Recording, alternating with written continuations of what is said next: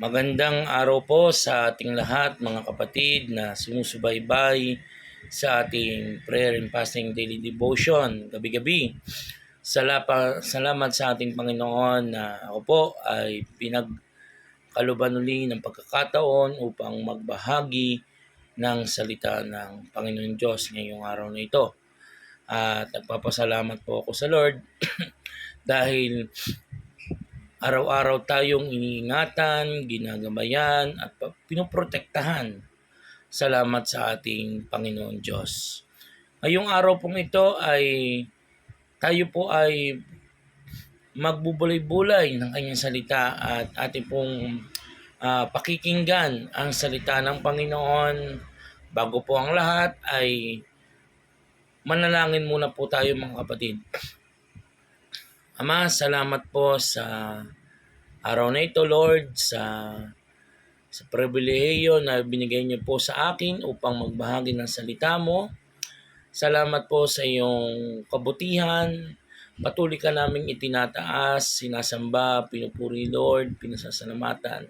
Ngayong gabi, Lord, aking panalangin ay kasihan niyo po ako ng iyong banal na Espiritu. Bigyan ng saganang karunungan upang may bahagi, Panginoon, ang mensahe mo, Panginoon, sa bawat isa. At turuan niyo po, Panginoon, itago niyo po ako sa iyong likuran, malantad lang at mahayag ang katotohanan, Panginoon, in the name of Jesus. Palibutan po kami ng napakarami mong anghel at lukuban ng iyong banal na dugo, Panginoon Diyos. Salamat po, Ama, sa pangalan ng Panginoong Yesus. Amen, amen. Ngayon po ay ang ibabahagi ko po ay matatagpuan po sa aklat ng Nahum. Yan. Ito po yung aking isi-share sa bawat isa.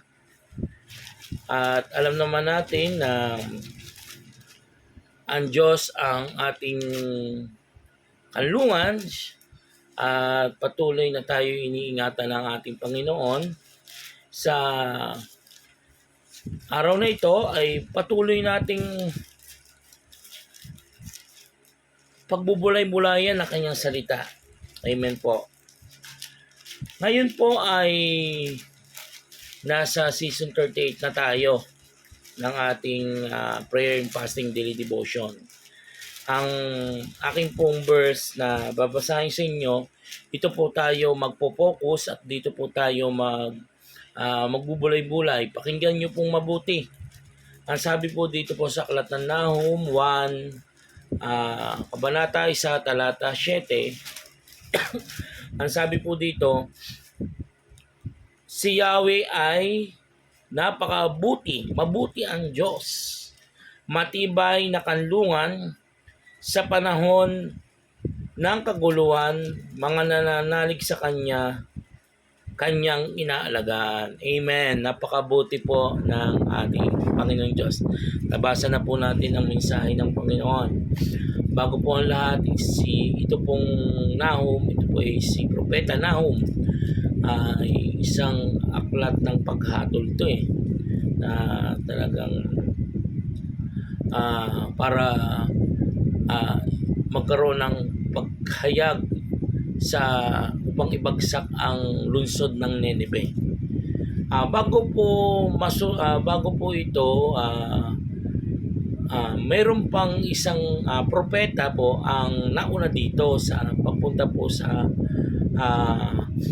lungsod ng Nineveh. Ito po si Propeta Jonas, na kung saan po sinugo din siya ng Panginoon at ipamalita yung salita ng Panginoon, at marami naman nakakilala.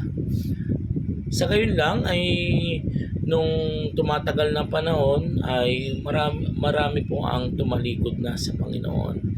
At yumaman niya at sa isang siglo dumaan ay ang mas pinairal nila at pinalakas po yung parang pangmilitar nila. Talagang hindi po maka-Diyos na pamamaraan. Kasi ito po kung ay kapitolyo po ng Assyria na gusto nilang pabagsakin ang bayan ng Israel. Yan. Dito po sa verse natin, isang deklarasyon po ito na sinabi ng Panginoon na sabi niya, siya ay Diyos na mabuti. Siya po yung matibay na kanlungan sa panahon ng kaguluhan. Mga nananalig sa Kanya ay Kanyang inaalagaan. Amen po.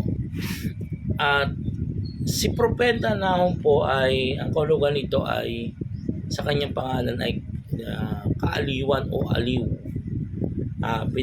Pinaikling anyo ng pangalang Nehemias.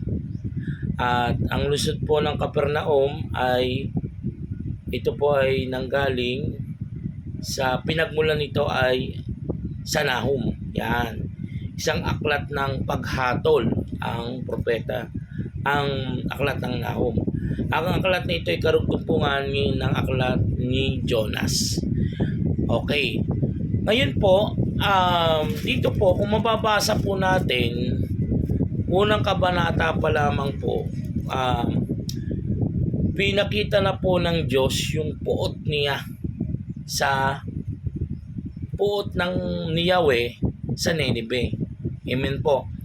At nasabi nga po doon sa verse 1, ang Diyos ay mapanibubuin, mapaghiganti. Si Yahweh ay naghihiganti at napupuot. Si Yahweh ay Diyos na mapanibubuin, kanyang mga kaaway, kanyang pinaparusahan. Amen. At kasi dito ay dahil po puro makamundo, makasalanang ang piniiral sa bayan po ng Nineveh ay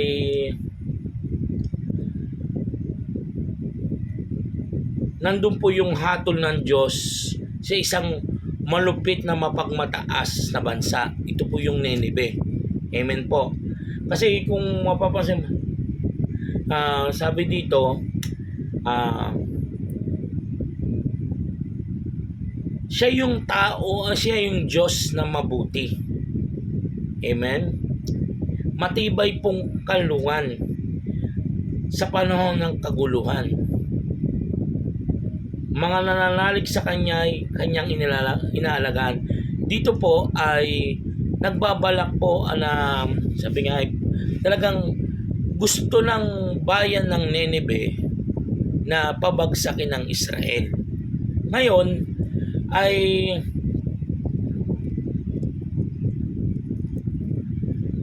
hindi hinayaan po ng Diyos na pabagsakin ang bayan ng Israel. Kaya nga po ang sabi dito ng Panginoon, ano ang binabalak ninyo laban kay Yahweh? Wawasakin niya ang kanyang mga kaaway at ang paghihiganti nila ay di na mauulit pa. Amen po. Hindi na mauulit pa. Yun po ang sabi sa unang kabanata, talata 9, na sinabi ay, ano ang binabalak niyo laban kaya wawasakin niya ang kanyang mga kaaway. Amen po. Dahil nga ang Diyos po ay mabuti, ayaw niya na nakikita o yung bayan niya, ang bayang Israel ay mawasak. Amen po. At sinabi ng Panginoon na kahit nga, di ba ninyo nagmula ang taong nagbabalak ng masama ay naghihikayat ng sa kanya. Sabi niya sa kanyang bansang Israel, kahit na malakas at marami ang mga taga-Syria, mawawasak sila at maglalaho. Amen po. Sapagkat sabi nga, siya yung matibay na kanlungan. Amen po. Mawawasak po eh. Ang sabi dito, kahit na malakas at marami ang mga taga-Assyria, mawawasak sila at maglalaho. Amen po. Kasi sabi nga, siya yung matibay na kanlungan. Amen po. Siya yung makapangyarihang Diyos. ang hindi nila mawawasak ang kanyang bayang pinili, ang bansang Israel. Amen po. Kahit na, sabi nga dito ay, kahit na pinahirapan ko kayo noon, ito'y hindi ko uulitin. At ngayon nga, wawakasan ko na ang paghihirap sa inyo ng Assyria. At palalayain ko na kayo sa pagkaalipin. Kahit yung, kasi ginamit din ng Diyos ang Assyria para kaninang Israel Kasi nga, pasaway din ngayon, dahil mabuti ang Diyos, ayaw niya nakikita na yung bayang Israel ay mawasak. Kaya naman, ang sabi ng Panginoon ay mawawasak sila at maglalaho yung bayan ng Assyria, yung Nineveh. Amen po.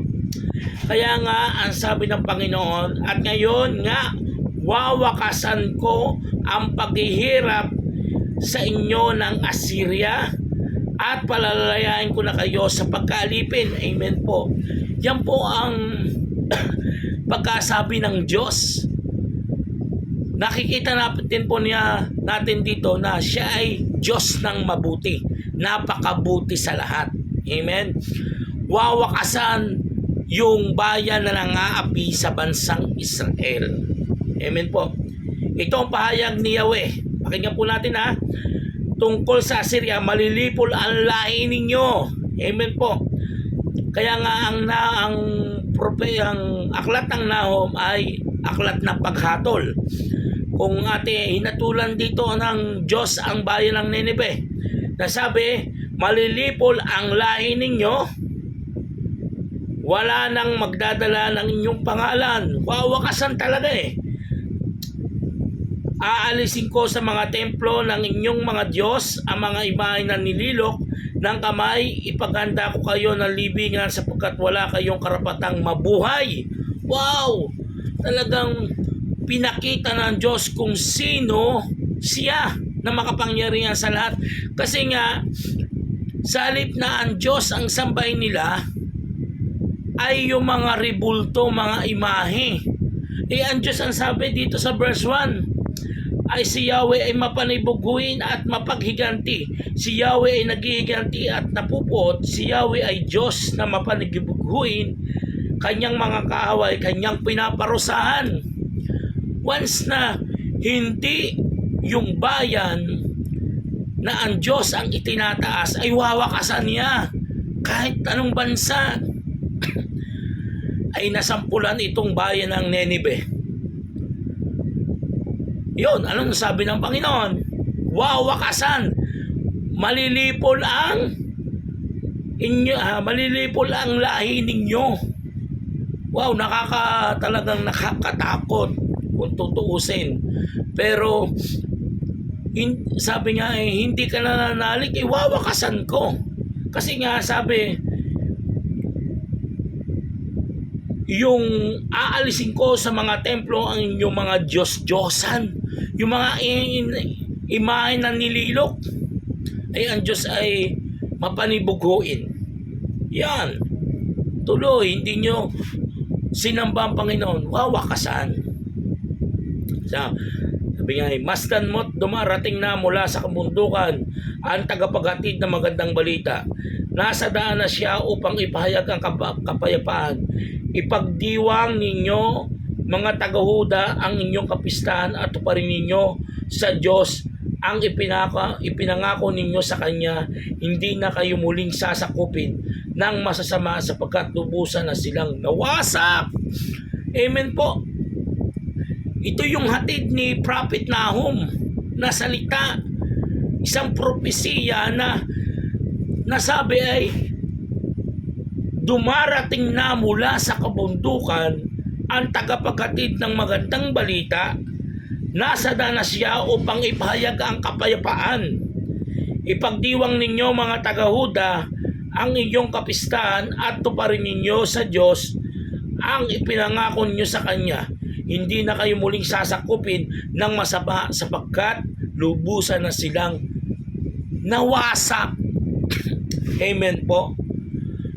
Walang makakapagpang-api sa sa bansa o sa tao na ang Diyos ang kanilang sinasamba at pinupuri.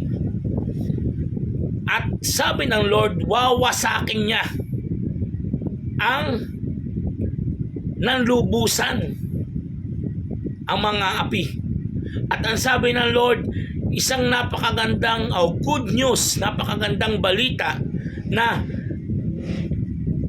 nasa daan na siya upang ipahayag ang kapayapaan. Ang kapayapaan ay si Yesu Kristo.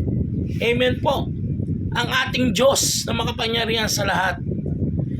At ipagdiwang, amen, ipagdiwang ang kapistahan at tuparin ninyo ang Diyos ang mga ipinangako ninyo sa Kanya. Amen po. Lahat ng ating sinabi sa Panginoon ay gawin natin para sa Kanyang karangalan, kapurihan, at pagdakila. Amen po. Sapagkat sabi nga si Yahweh ay napakabuti. Once ang ating Diyos Ama sa langit, ang ating pinagkatiwalaan, ang ating sinamba, ipararanas ng Diyos sa atin na siya ay mabuti sa Kanyang ipinangako na kailanman hindi niya tayo pababayaan at iiwanan. Amen po. Yan ang napakagandang mensahe ng Diyos na sinasabi na ang Diyos ay mabuti, matibay na kanlungan. Amen. Once na sa Kanya tayo umasa at hiningi sa Kanya na siya yung muog at kanlungan natin, sa Kanya tayo umasa lamang, ay sigurado magtatagumpay. Amen po. Kaya once na tayo ay pinagtagumpay ng Panginoon at nangako tayo sa Kanya, tuparin natin upang siya'y maparangalan, upang siya'y sambahin at mapasalamatan. Dahil dala niya ang kapayapaan na mabuting balita. Sabi nga, nasa daan na yung may dala ng kapayapaan. Amen? At ang sabi, sapagkat lubusan ng winasak niya ang gawa ng kalaban. Amen po. Winasak na niya dito sa panahon po ni Nahum, ni Prophet Nahum. Kung mababasa natin ang aklat ng Nahum sa Kabanata 2, ito po tuluyan na pong bumagsak ang lungsod ng Nineveh, kapitolyo ng Assyria. Sabi, Nineveh, sinalakay na kayo. Yan, po mababasa ninyo. Dumating na ang kapangyarihan ng wawasak sa inyo. Bantayan ninyo ang mga pader at daan. Maganda kayo sa laban. Sabi nga bantayan ninyo ang mga pader at mga daan. Maganda kayo para labanan. Sapagkat papanumbalikin na ni Yahweh ang kadakilaan ng Israel. Amen po. Ipapanumbalik ng Diyos yung kadakilaan ng Israel. At ibabagsak yung lungsod ng Nineveh. Makapangyarihan talaga ang Diyos. Atin pong kung tayo nasa panahon nito, nakakapanglabot, nakakataas ng balahibo. Hindi tataas ang balahibo mo kung ang Diyos ay nasa buhay mo. Hindi ka matatakot kung ang Diyos ay nasa buhay mo. Amen po. Kasi siya ang kikilos Lahat ng mga kalaban mo ibabagsak ng Panginoon. Kasi ang Panginoon ay Diyos ng mabuti. Amen po. Siya ay mabuting Diyos.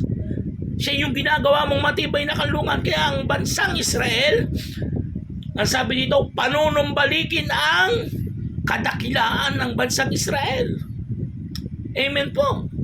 Talaga sabi nga yung nawala sa Israel dahil sa pang-aapi ng mga bayan tulad ng bayang ng Nineveh, ang sabi ng Panginoon, ipapanumbalik ang sigla. Amen po. Panunumbalikin ni Yahweh ang kadakilaan ng Israel. Gaya nung panahon, hindi pa sila nilulusob ng mga kaaway. Hallelujah! Ganon din po tayo. Pag ang Panginoon ang naghahari sa atin at lagi nating siya ang ginagawa nating kanlungan sa panahon ng kaguluhan, nananalig sa kanyang inalagaan, ay sigurado, sabi ng Panginoon, tulad ng sa bansang Israel, panulong balikin ang nawala sa lahat. Tulad ng panahon hindi pa sila nilulusob ng mga kaaway. Wow, mayaman. Amen po. Masigla. Kaya tayo, mga kapatid, ang Diyos lang ang ating gawing matibay na kanlungan. Amen po. Sa panahon ng kaguluhan, ano man nangyayari sa ating buhay, pagsubok, problema, o ano man ang dumating na sa ating buhay na hindi maganda, gawin nating matibay na kanlungan ang Diyos na buhay, sapagkat siya ay mabuti sa ating lahat. Amen po. Ito na, sa verse sa Kabanata 2, sabi, panunumbalikin. Kaya nga, sabi nga, naghahanda na sila sumalakay pula ng kalasag ng mga kawal at pula rin ang kanilang kasutan, nagliliyab na parang apoy.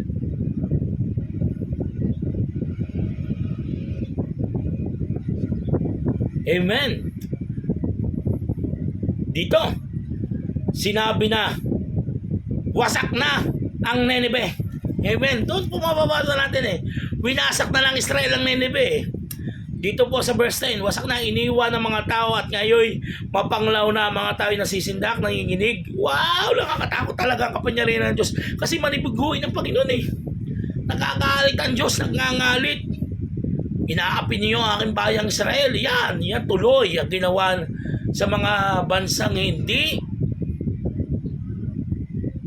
ang Diyos ang ginagawang Panginoon at tagapagligtas. Amen po. Yung mga tumatalikod. Kaya dito sa mababasa natin sa verse 10, wasak na ang Nineveh. Iniwanan ng mga tao ngayon, mapanglaw na. Ang mga tao ay nasisindak na, nanginginig sa mga, wow, sobrang takot ito kung nasa panahon po natin to. Yung halimbawa ay makikita mo sila, nako, nanginginig sa takot. Wala na, kasi yung bayan ng Assyria, kasi nung tinalikuran niya ang Diyos, ay nagpalakas sila, pero kasi nga kinumpara pa nga, wala na lusot na parang yung ng mga leon.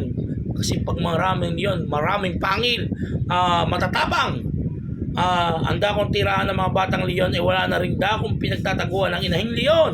Wala na yung matataas na leader, mga namatay na, winasak na nga lahat ng Diyos eh. Pinatay na ng leon ang kanyang biktima at nilapa ito para kanyang asawa at anak, na puno na nilapa nga yung kanyang tirahan. Ako ang kalaban mo, sabi ni Yahweh. Ito sinabi ng Panginoon. Hinatulan na ang bansang Nineveh, ba, na sinabi ng Panginoon, ako ang kalaban mo, sabi ni Yahweh, na makapangyarihan sa lahat.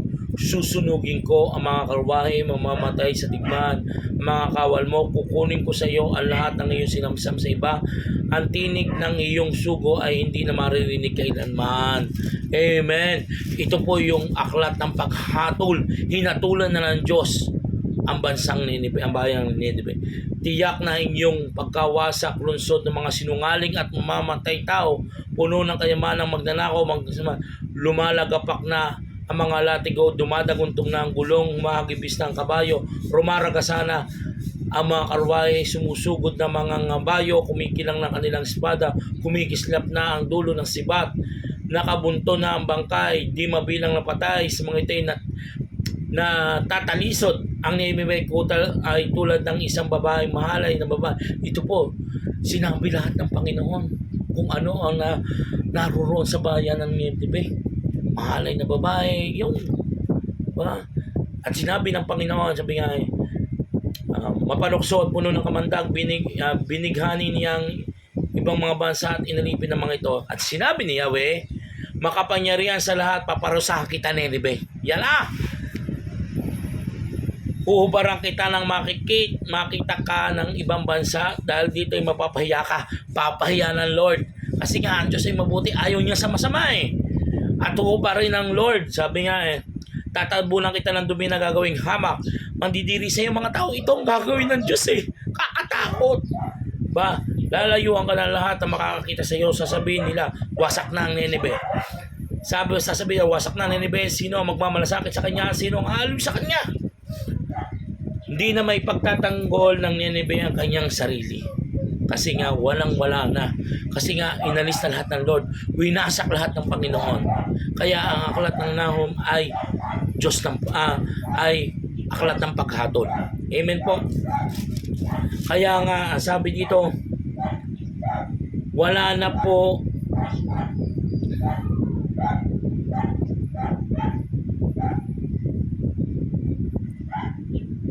natira sa bayan ng Nineveh kasi ang mga pinuno mo ay patay na. Assyria, gayon din ang mga maharlika, nagkalat na sa parang ang inyong mga mamamayan ang walang magtipon sa kanila, wala man lang gumamot sa sugat mo.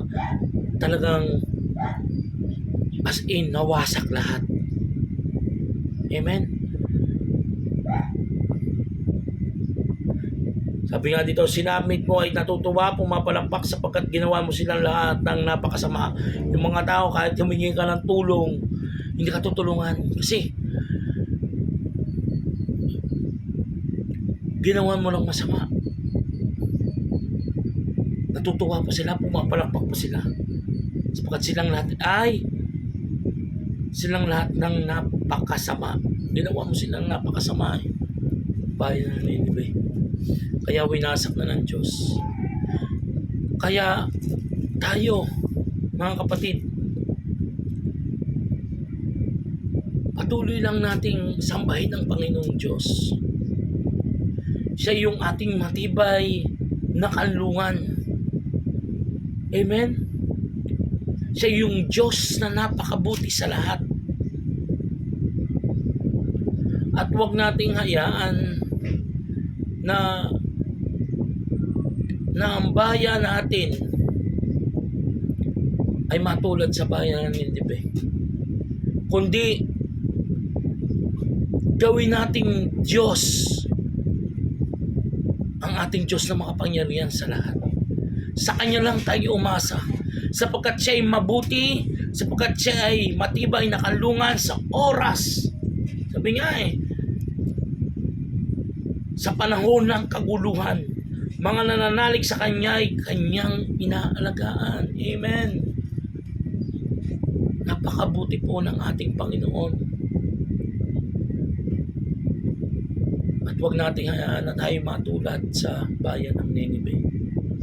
Inalis lahat, winasak lahat. At ang hingin natin sa Lord, panumbalikin ang kadakilaan. Ipapanumbalik lang ito ng Panginoon sa atin kung ang Diyos mismo ang ating pupurihin, sasambahin at pasasalamatan. Sapagkat ang Panginoon ay siyang makapangyarihan lahat lamang sa ating buhay. Amen? Sapagkat siya'y dakila at makapangyarihan sa lahat. Amen? Hindi man agad nagagalit ang Diyos Ang gusto lang ng Panginoon, magsisi ka sa kasalanang nagawa. At ipararanas ng Panginoon na siya'y mabuti sa lahat. Amen po. Siya yung gawin mong Panginoon ng buhay mo. Walang ibang Diyos na gagawin. Imahe, rebulto, hindi yan. Sapagkat ang Diyos ay mapanibuguin. Amen. Ayaw ng Panginoon yan. Gusto ng Panginoon siya lamang ang iyong sambahin at maparangalan at maitaas. Amen. Kaya nga yung bayan ng Nineveh ay winasak na ng Diyos. Ang mga tuhod nila ay nangangatal sa takot. Wala, as in natira. Winasak ang kanilang mga pinuno. Makapangyarihan. Pero walang hihigit sa kapangyarihan ng Diyos. Sapagkat siya'y matibay na kalungan sa panahon ng kaguluhan. Amen. Ang mga nananalig sa Kanya'y Kanyang inaalagaan. Amen. Inaalagaan tayo ng Diyos. Yung mga taong nagtitiwala sa Kanya at sa Diyos lang umaasa, inaalagaan ng Panginoon. Hindi niya kailanman pababayaan. Kanyang iingatan, mamahalin, ipararanas sa pag-ibig niya. Sapagkat ang Diyos ay napakabuti sa lahat. Amen? Sapagkat ang Panginoon, mahal niya ang taong nagmamahal sa Kanya at siya ang ginagawang Panginoon ng buhay niya. Tanggapin natin ang Panginoong Diyos sa buhay natin. Sapagkat doon makikita mo at mararanasan mo ang patuloy na kabutihan ng Panginoon sa buhay mo. Sapagkat ang Diyos ay mabuti sa lahat. Babaguhin ang buhay mo, babaguhin ang iyong nararanasan na kahirapan, kaguluhan. Kung ang Diyos siyang tatanggapin mo, siya yung gagawin mong Panginoon at tagapagligtas ng buhay mo. Maraming nangyayari sa buhay natin kung wala tayo sa Panginoon. Marami tayo, maaari tayong pabagsakin ng tao, maaari tayong pabagsakin ng kalaban kung wala ang Diyos. Pero ang Lord ang sabi tulad ng bayang Israel, panunumbalikin ng kadakilaan. Sapagkat ang Diyos ang siyang humahatol lamang. Siya lang ang nagbibigay ng panibagong sigla, pag-angat, panunumbalik. Sapagkat ang Diyos ang siyang makapangyarihan sa lahat. Kaya nagpapasalamat tayo sa Panginoon na ang bansang Pilipinas ay mahal ng Diyos. Amen. Kaya ipagpe-pray natin yung mga namiminuno. Ipag-pray natin na makakilala sila. Ipag-pray natin ang mga bayan na kumilala sa Diyos at tanggapin siyang Panginoon. At hindi talikuran ang Panginoon. Baka mapag-aya sila sa Nineveh na winasak ng Diyos. Walang imposible. Kung hindi talaga gagawin ng Panginoon tagapagligtas at siya sasambay, maaaring mawasak. Kaya tayo, tulad tayo ni Prophet Nahum, ang kailangan nating gawin, ibalita ang sinasabi ng Diyos na siya ay Diyos na mabuti. Amen? Diyos na napakabuti. Matibay na kanlungan sa panahon ng kaguluhan. Amen po. At ang sabi pa, mga nananalig sa Kanya ay Kanyang inaalagaan. Yan po ang pangako ng ating Diyos na ating pong panghawakan. Tayo po ay manalangin mga kapatid. Salamat Panginoon sa mensahe na binigay niyo po ngayon sa akin. Na talagang ikaw matibay na kanlungan Panginoon sa oras ng kaguluhan. Ang mga nananalig sa Kanya ay iyong inalagaan. Ika'y Diyos na mabuti. Napakabuti mo Panginoon sa amin. Patuloy kong itinataas na patuloy na ikaw mag-hari sa bansang Pilipinas. Ikaw lamang po Panginoon ang patuloy na maitaas Panginoon sa bayang ito. Sa bansang ito Panginoon. Madalangin ko po, O Diyos, na patuloy na ikaw ay maparangalan. Patuloy na ikaw ang maitaas at mapapurihan, Panginoon. Ama, panalangin ko po na patuloy niyong nabigyan ng panunumbalik ang sigla ng pagsamba ng bawat isa, Panginoong tao, na ma-encounter ka muli, Panginoon. Bumanumbalik ang sigla ng pagsamba sa iyo, Panginoon. Madalangin ko po, Diyos, na ikaw po maghari po sa bansa namin. At ikaw lamang po ang maparangalan ng lahat ng tao. Ama, sa hapong ito, sa gabing ito, patuloy kong itinataas ang iyong dakilang pangalan. Walang ibang pupurihin, kundi ikaw lamang, Panginoon Diyos. Ikaw lang po ang aming sasambahin, pararangalan, Panginoon. Marami pong salamat, Panginoon Diyos, dahil ikaw ang aming Diyos na makapangyarihan sa lahat. Thank you, Jesus. Thank you, Holy Spirit. Salamat po. At patuloy na ipanunumbalik mo ang kadakilaan, kasiglahan.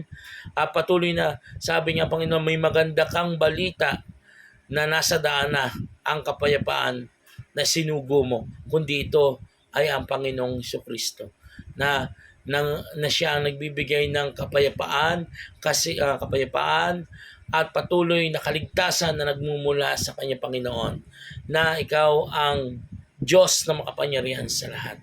Marami pong salamat, Panginoon. Ito po ang aking panalangin sa pangalan ng Panginoong Jesus. Lahat po yung magsabi ng lakas na Amen. Amen. Kingdom blessing po sa ating lahat. Pagpalain po tayo ng ating Panginoong Diyos. God bless you.